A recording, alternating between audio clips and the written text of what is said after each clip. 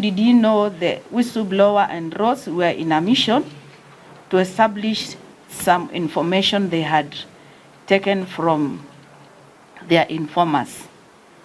The first accused person in the transaction is seen facilitating the process of these children leaving the hospital.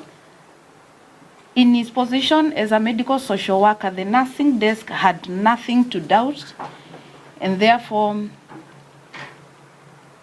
the children were handed over in the normal course of work,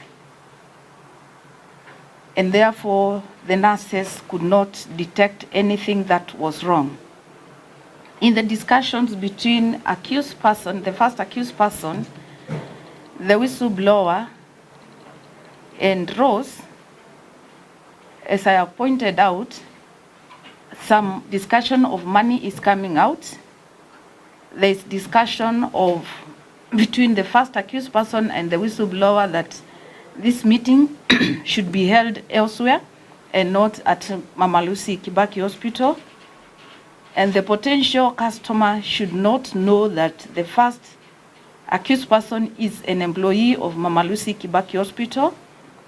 The first accused person is also getting worried as per the discussion or as per the documentary. And whatever was being planned ought to have been in total confidence. In the second meeting, an issue of child adoption is raised, and Ross is of the view that the process is complicated, and therefore if there was a shortcut, it would be preferred. The first accused person is heard asking a question from Ross on what gender of a child she would prefer, and Ross is of the view that she only needs a healthy child. A discussion of a boy child abandoned in hospital and nobody will ever claim is also coming out clearly in the discussion. After the second meeting, the children are seen being discharged from the hospital.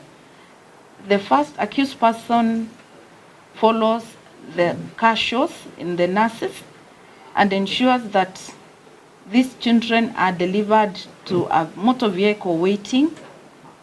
He assures the whistleblower or the driver that the guards at the security guard would not raise any issue. In any case, the discharge or the release document from the hospital are proper, and therefore the children were left at the mercy of Ross and the whistleblower. After children are handed over, a third meeting is held, and following is deduced from the events of the third meeting. Some money is placed on the table where the first accused person, the whistleblower, and Ross are seen. The discussions of baby nutrition and how the baby should be handled comes out. The money is placed on the table, and the first accused draws the money towards himself. And therefore, Ross is grateful that the deal has gone through, and they leave, and investigation comes out. From the analysis of the video clip and evidence as provided, I am of the view that first accused person, knowing very well that Ross and the whistleblower or the driver of the said motor vehicle were not employees or representatives of Imani Children's Home, he fraudulently and without consideration of his ethics, he confers children or transfers children to people who are not representatives of the children's home, and therefore the whole process was by means of fraud, because accused person knew very well that in as much as these children are indicated that they are added to Imani Children's Home, they were not added there. And the court pauses and asks a question. If Ross was to get one child, why would the first accused person in his mischievous behavior not let the two other children go as per the discharge? And therefore, this comes out clearly that the first accused person was, for any given amount or at any given moment, in total disregard of the vulnerability of these children, he just decided to hand them over to Rose to deal and to handle them as she would wish. This is total abuse of the office of the social medical worker, and it was against his ethics. Accused person disposed of one child for 300,000 and two children for free, unless otherwise is established. And therefore, these children are left, and the investigations clearly show that Rose, who did not have bad intentions for the baby, she delivers the baby as they were destined, together with the child who she was to or she had paid for.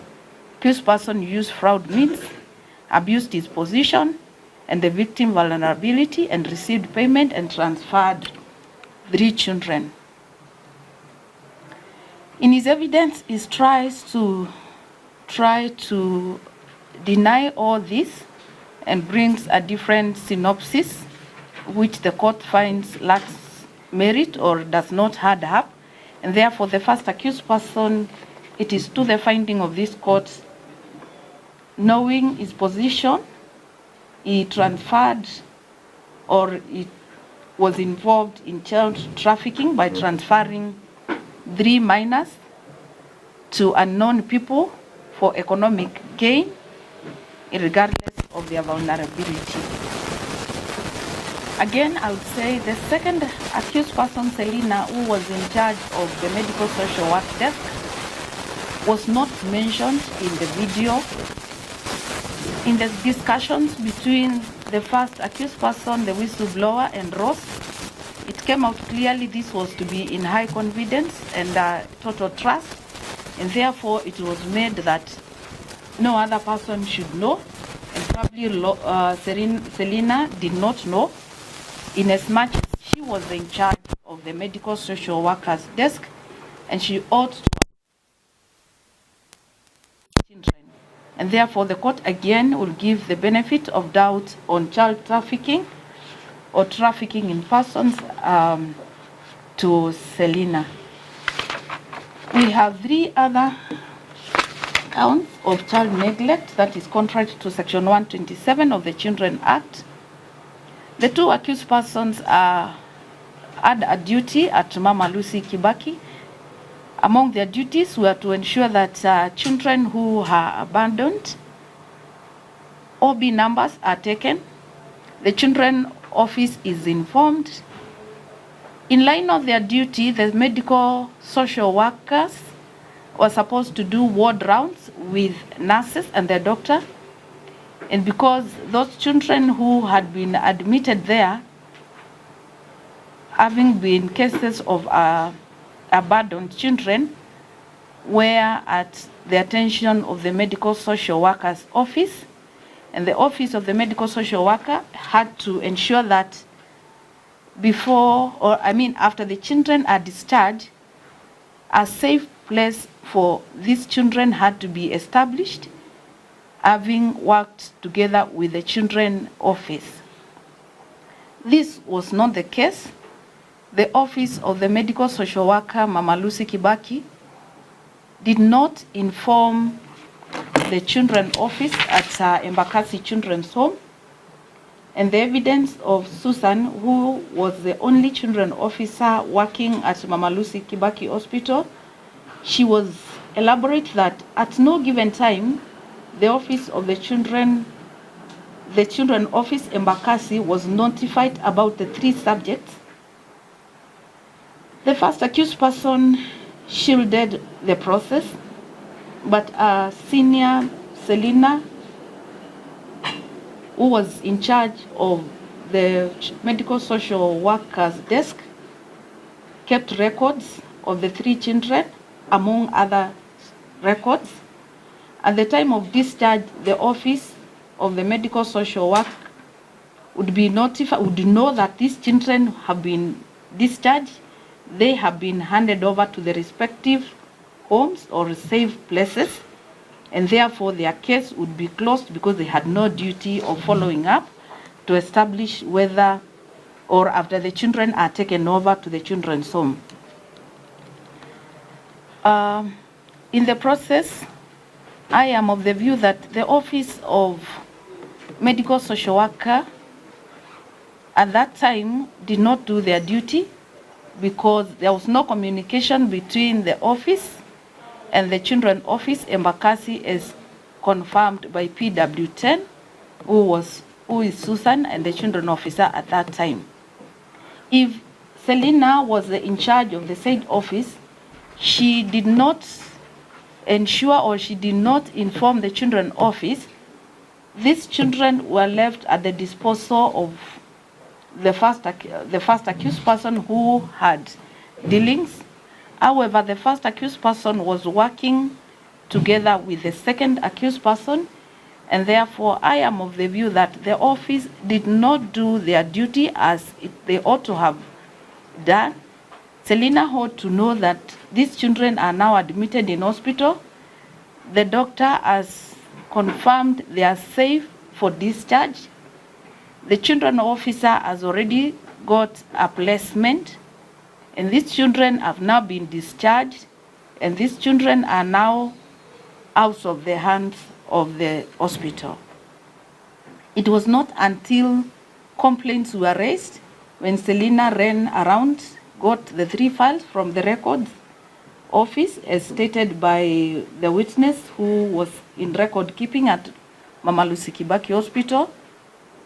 She got and wrote a report to the medical superintendent, Dr. Musa, at that time, and the files were never taken back to the office of or the records office, and this case was established.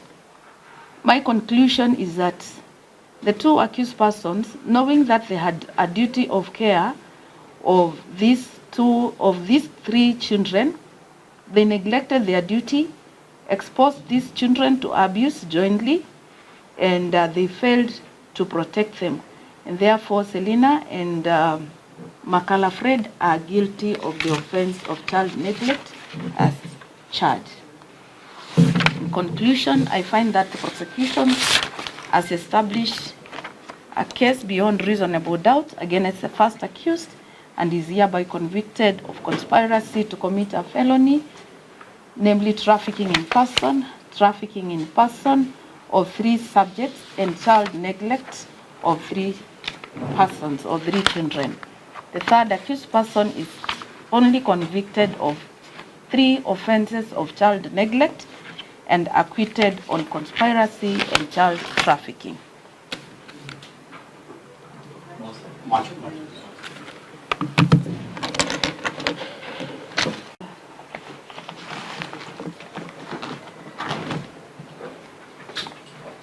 Prosecution.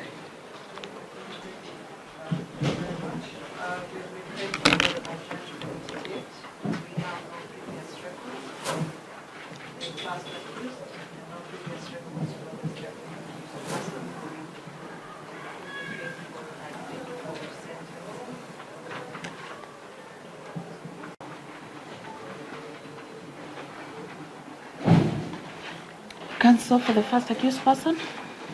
Thank you very much. First, Your Honor, we appreciate the judgment of the court.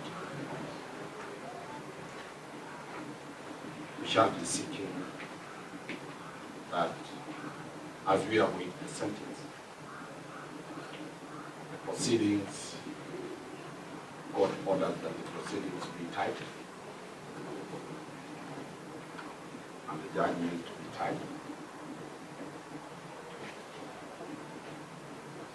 to enable us to be served on us, to enable us to prepare and present the mitigation of the first accused person.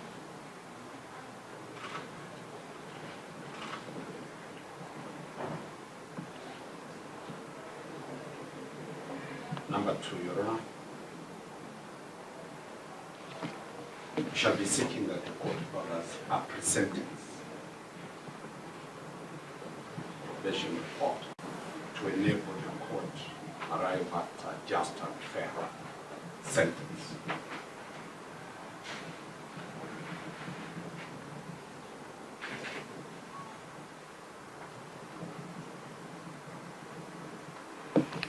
Lastly, we will be waiting for the mentioned date when we shall present our litigation report to the sentence.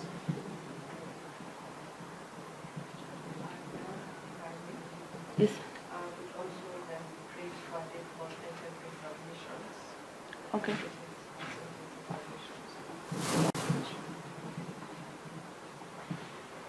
Mr. Ochola? Thank you, Your Honor. First of all, we take this moment to appreciate the court, the position that it has just rendered, mitigation of the staff of the second accused person.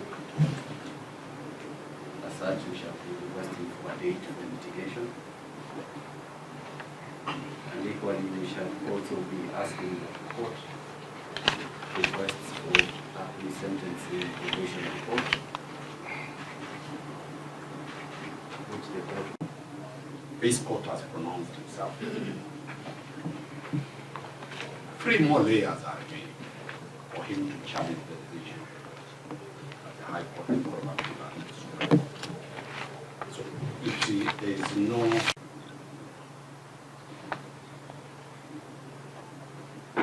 so Your Honor, we urge that court takes that line and still extends the phone terms and bail terms. So that's what.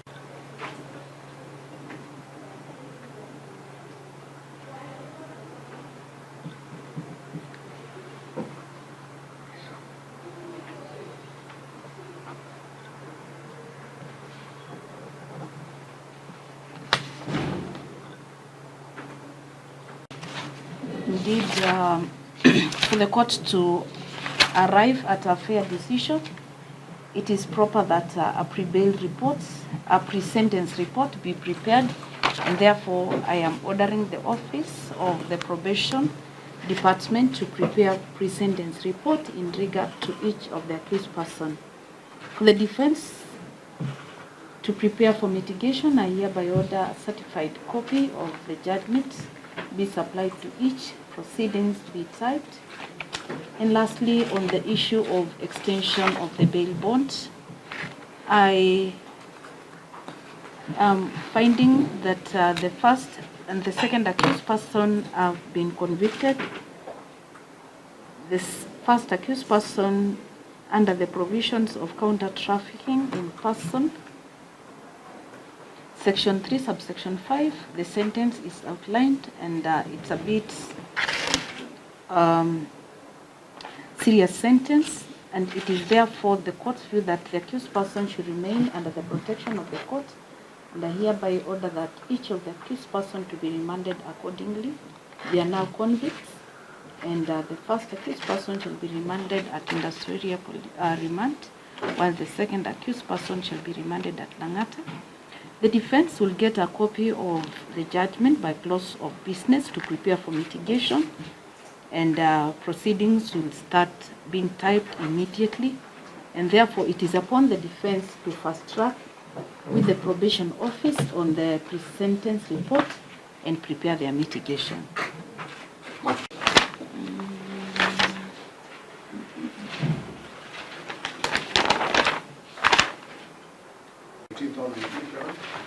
Yes, or 20. Anyway, the week is busy, but because the accused person will be in remand, anytime you feel like you are ready, even the Friday of 22nd, you.